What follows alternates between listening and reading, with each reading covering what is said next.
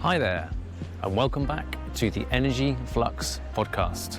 I'm your host, Seb Kennedy, founding editor of Energy Flux, the energy newsletter analysing natural gas markets through the lens of Europe's net zero journey and global geopolitics. This is a very special walking, talking podcast filmed live here in Gastech on the final day. It's been an intense week, and I just wanted to give a little tour of the exhibition, although it is in the middle of shutting down, as you can see, while talking through some of the themes that have been discussed at the event, some of the conversations I've been having with people behind the scenes, and the kind of the vibe, if you like, because I feel like this was a really momentous event on many levels. We had a huge US presence, political and commercial.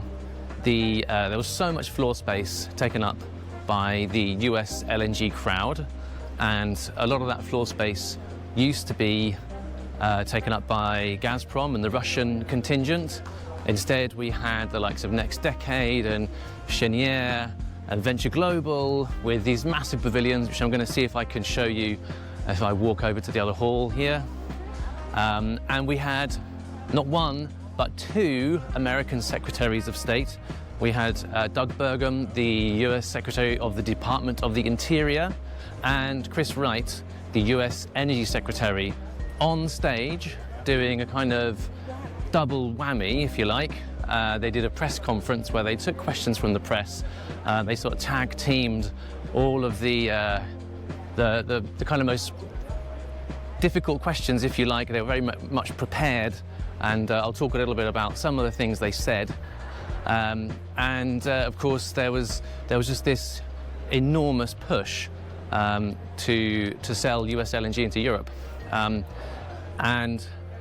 I think the jury's out on exactly how successful that's going to be. Although there has been a huge amount of deal making, what we haven't seen here, notably, was a huge amount of European buyers signing binding SPAs with American LNG exporters, although that's not to say it won't happen, and there have been deals leading up to the event, and I'm sure there'll be more deals coming down the line. Let's see if I can walk through Next Decade, because they took a final investment decision on Train 4, I think it was, of their Rio Grande LNG project, and they have excellent coffee. These guys are great. The cafetiere, I mean the coffee makers, they're excellent. Here's Venture Global, whose CEO Mike Sable had some really quite extraordinary things to say, I might add. He took to the stage to make all these arguments about how there's not going to be an LNG glut, how prices won't come down if there's oversupply. It really was kind of flying in the face of economic reality. There's that old phrase about how it's very difficult to convince somebody of the truth when their salary is contingent upon them doing the opposite. That phrase sprang to mind when I was watching Mike Sable speak, because he was just saying, no, look, if there's a little bit of excess supply, then we just don't subscribe to the view that prices will come down, which is just economics 101, really, isn't it? But then in the same breath, he would say, prices, they could come down a bit, but if they go down low enough, then there's essentially unlimited demand at low enough prices. And I was left thinking, well, what's that price then, Mike? Because is it like minus $10 per MMBTU? Because how low do gas prices have to go for demand to be infinite? He said, if you can generate electricity for 6 or 7 cents per kilowatt hour, then you're just going to have unlimited demand. And I thought it's interesting that he used electricity as the example of his kind of low price equals infinite demand argument, because in Europe we have negative pricing on an increasingly frequent basis when wind and solar generation exceeds demand, and you have no residual demand on the system, and prices go negative. So I don't know if Mike Sable is aware of that, if he chooses to ignore it, but I think this is very telling that you get so many statements being said from the stage here which really don't seem to acknowledge reality. I do feel like the public statements this is, like the big exhibitors who also, all of whom are trying to obviously sell their wares, they just don't want to seem to just acknowledge anything really, that there could be any problem coming down the line from this kind of humongous wave of LNG oversupply which is baked into the system, on top of which you've got additional capacity volumes entering the market in the late 2030s from the deals being done here at Gastech in the lead up to Gastech, and inevitably in the weeks and months that follow we'll see more deals, more investment flowing into more capacity additions, all of which is going to kind of deepen the glut itself and prolong it into the 2030s. Because before this event I was very much of the view that the IEA says I could be a glut until 2040. I thought that was a little bit extreme, but the likes of Rystad were very bullish and said there'll be barely any glut at all, and we need to worry about the kind of undersupply in the 2030s. And I thought, well, that was excessively bullish, and so I was kind of like, well, I think there's going to be a glut. It's going to be deep, but it'll probably be mopped up by 2030. But now I'm having second thoughts, and I'm really thinking that if all these projects come to fruition, big if, mind you, because there are lots of reasons why they could fail, but if they do, then we could be veering more towards the IEA perspective on this, which is that there could be a very deep glut for a very long time, which goes like well into the 2030s, which has huge repercussions for gas and electricity markets the world over. So let me just kind of gather my thoughts here for a second. Well, what does that mean? Significantly lower for longer gas prices. I think that, and I have a theory, which is, because obviously all this investment is still flowing into the liquefaction side. Why would you do that if it's going to depress margins for longer, if it's going to reduce the attractiveness of those LNG investments? Why would you keep putting more money in? Would you not want to see kind of how the current expansions that are already baked into the system, how are they going to pan out? But no, apparently not. Everybody wants to do a deal now. So there's a few reasons why I think the deals are going through, kind of in spite of the kind of mountainous expansion that's already coming down the line. I think a lot of it is driven by politics, because it's not always the case that the political panorama in the world favours fossil fuel deal making, and we absolutely have a US administration which is in favour of that, and full-throated support for those kind of liquefaction investments and for deal making in natural gas. So I think that's a part of it. So these guys are kind of cashing in on the political moment that supports US LNG. Plus, everybody gets a bonus, right? When you take FID, that unlocks finance, and a lot of the guys who are leading these big LNG companies, they'll get bonuses, they'll unlock fees, they'll unlock development fees when FID is taken. So they are, all gunning to do that, because that's their paycheck, isn't it? They get stock options as well. They can sell their stock down the line if they get a nice share bump. Although notably, Next Decade suffered another share price wobble after it took FID on Train 4, presumably because the terms of the finance were not particularly favourable to existing shareholders. So buyer beware, I'd say. And that holds true across this whole kind of investment wave. I think it is very much caveat emptor if you're looking to get involved at this late stage in the investment cycle in an LNG investment, or you're looking to off-take volumes at a price that makes a high cost base project economic, then you are inviting trouble upon yourself. And why do I say that? Well, because the market's going to turn, and as you go up, all the most competitive projects take FID first. There is a merit order to these things. An LNG project that is taking FID now, having followed all the other ones, is not going to be the most lowest cost base, most economic project. Is going to have to sell their LNG at prices that are maybe slightly higher, incrementally higher than projects that are already further ahead in the development phase. So what does that mean? Well, if you're exposed to market pricing, and if you're a US LNG offtaker, then you almost certainly are, then when the prices come down and the cost base remains the same on that project, then what happens? Your margins get crushed. So if you look at the forward price of TTF, the Dutch Title Transfer Facility, which is the benchmark European gas price, look at the future price of TTF in 2027, 2028, and you look at the forward price of Henry Hub, which is the cost base for gas which is liquefied on the US Gulf Coast, and the cost of liquefaction, and you add on the cost of shipping the gas over the Atlantic and regasifying it in a European terminal, then you're going to see a convergence, right? So the delivered cost of US LNG in Europe is going to be about the same as the hub price of LNG, of natural gas traded on Henry Hub in sort of 2027, 2028. And that's before markets price in the kind of full wave of supply that's coming down the line. And that's significant because I think that the markets are adding a kind of non-delivery risk premium of pricing, because they know that, like some projects, they will not be built. There'll be delays, there'll be problems down the line. Many things could happen.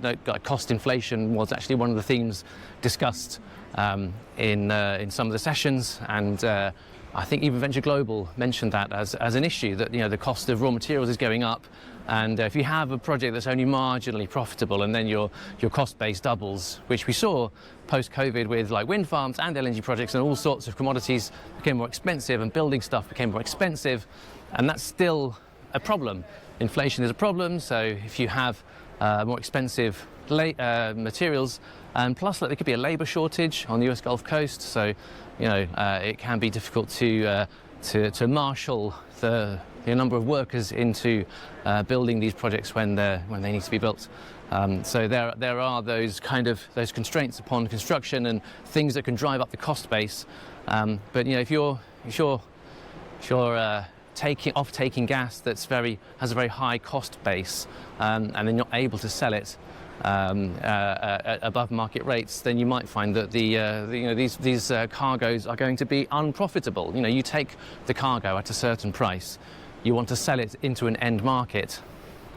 Well, you want to be able to make a margin on that after paying for the gas, the liquefaction, the shipping, the regasification, and make some profit, right? There's got to be a little bit left over. That's not going to happen because if the spreads compress in the way that the futures markets are already pricing in, and I think that you're going to see further, much deeper compression of those transatlantic spreads. You're going to see cargoes at sea, which will be essentially unprofitable or marginally profitable.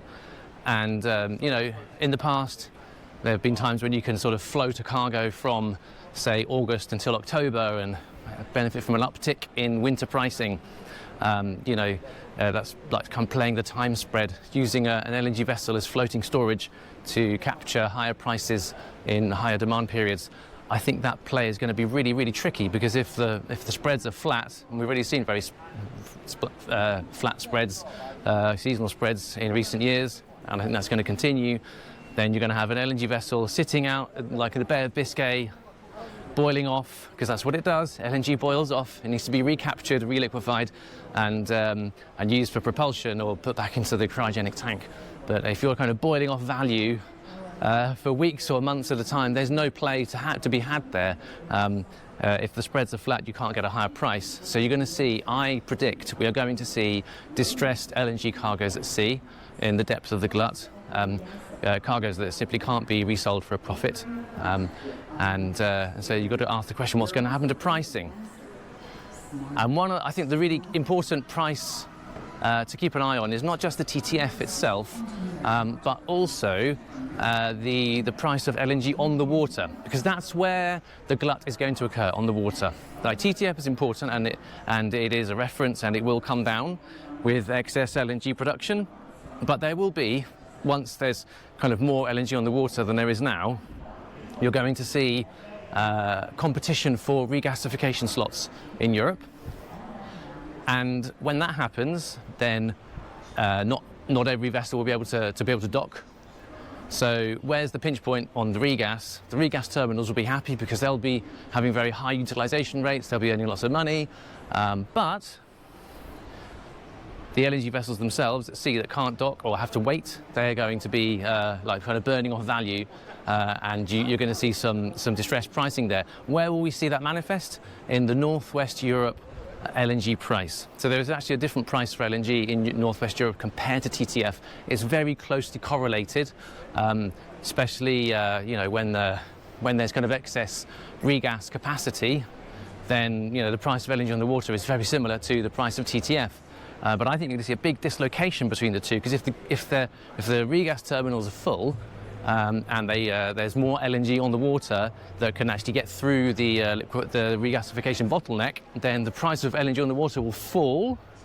TTF will be falling too because there'll be lots of supply, but I think the Northwest Europe LNG price will fall even further. And so keep an eye on that dislocation between Northwest Europe and the TTF, because your one is on your like two price indexes on either side of the regasification bottleneck. So that's something I'll be tracking very closely in Energy Flux over the coming years, and yeah, that's one prediction I have. The other one I have relates to the domestic US market.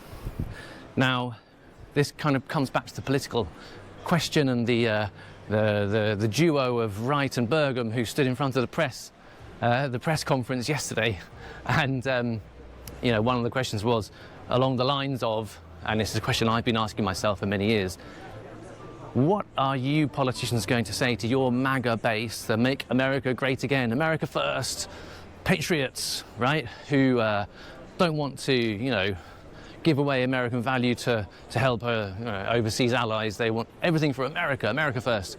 What are you going to say to those guys if and when, I say if because it might not happen, but if and when the domestic price of American natural gas and therefore electricity and broader energy prices spike because the market's been tightened by a kind of uptick in demand coming from LNG exports, AI, data centers that need a huge amount of electricity to run, plus you have pipeline exports to Mexico, to Canada, all of which, in certain scenarios could make the American domestic natural gas price spike, or at least rise sharply from where it is currently, around about $3 per MMBTU.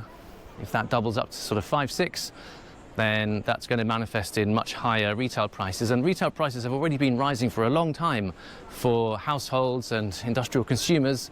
They get a lot of differentiation between the states, but on the whole, the trend is upwards, a lot of cost inflation. And my prediction for the next sort of 3 years, around about the time of the next presidential election, actually, is that you're going to see an almighty bun fight between different vested interests over who can apportion blame for high energy costs in the US. And there's going to be some people pointing the finger at LNG, some at AI data centers, some at the regulator, some at the utilities for failing to invest in grid. It's going to be just an unedifying kind of lobbying fest. And you've got to question, well, where is the blame going to land? And it's very easy to see LNG exports as falling foul of the MAGA vision. They're not compatible, is it? You've been exporting all of our freedom molecules to those allies overseas who we don't care about anymore. We don't care about transatlantic alliances. Why are we bailing out Europe so that they can, not have to buy Russian gas? The Ukraine's not our war. Why are we paying more on our energy bills so that we can help people in faraway places?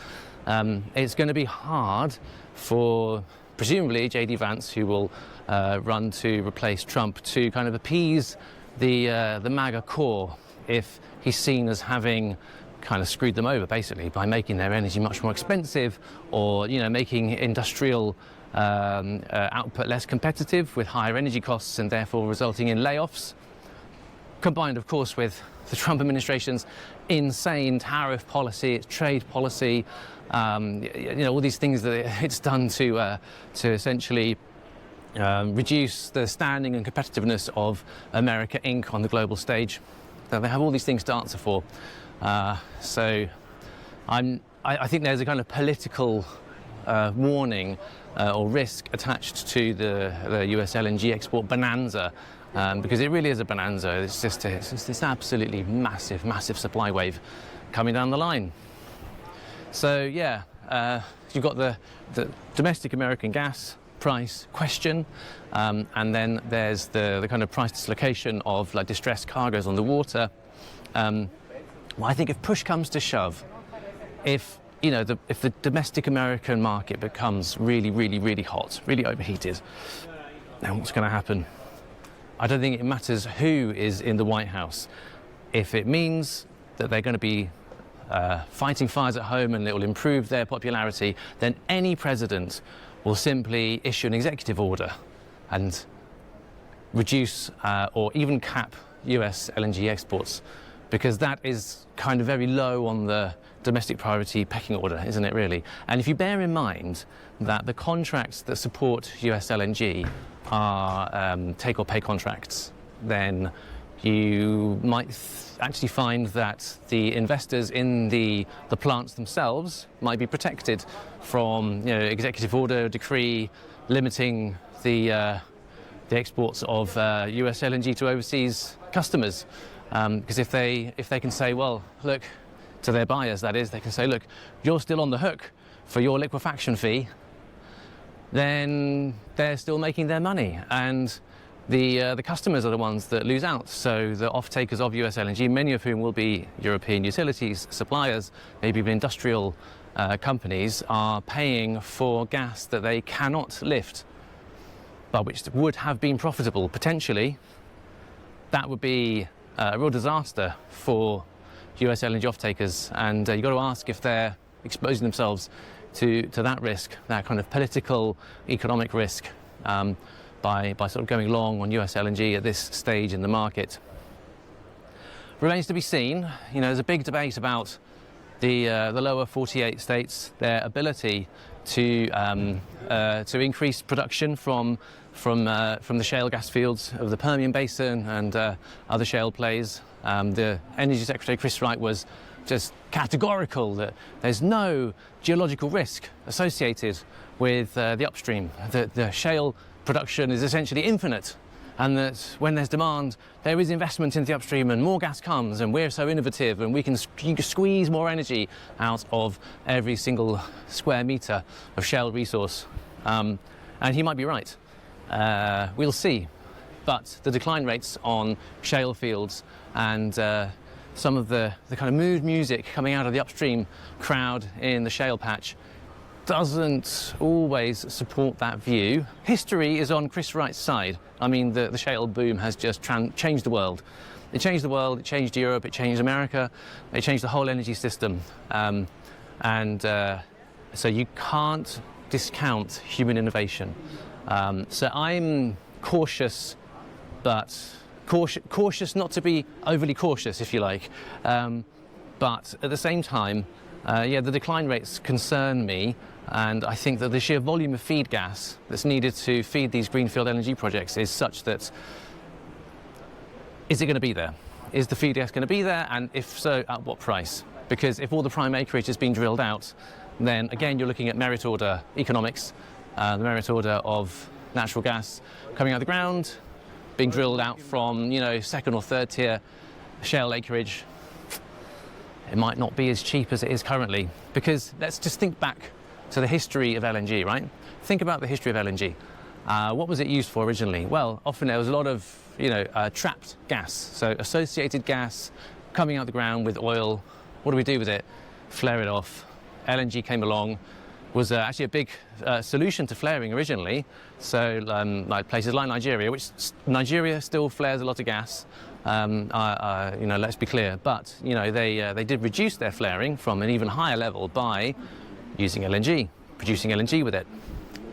So it was like this kind of free resource. Let's monetize this free resource, and put a train down for like 20, 30 years.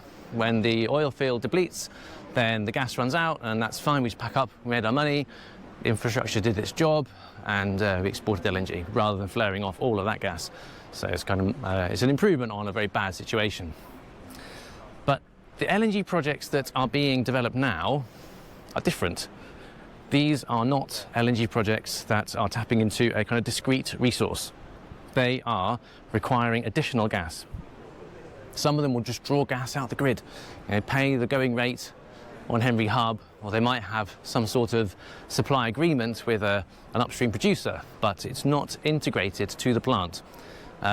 It's not like going to Papua New Guinea and you've got a kind of isolated gas field there, and you just plug in your liquefaction train, liquefy it, export it, everybody's happy. No, this is like along the Gulf Coast, one of the most industrialized parts of America, which has a very developed natural gas network, pipelines and things, all connected to upstream fields.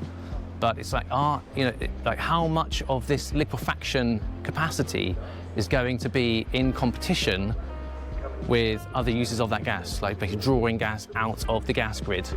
And I don't know the answer, frankly, but people are telling me that this is a big risk, that when the US LNG boom comes into having to compete for molecules in the upstream, then we might see much more expensive Henry Hub pricing, and then all the problems that I described earlier.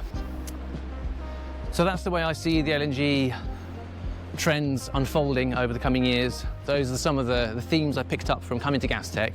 It was well worth being here.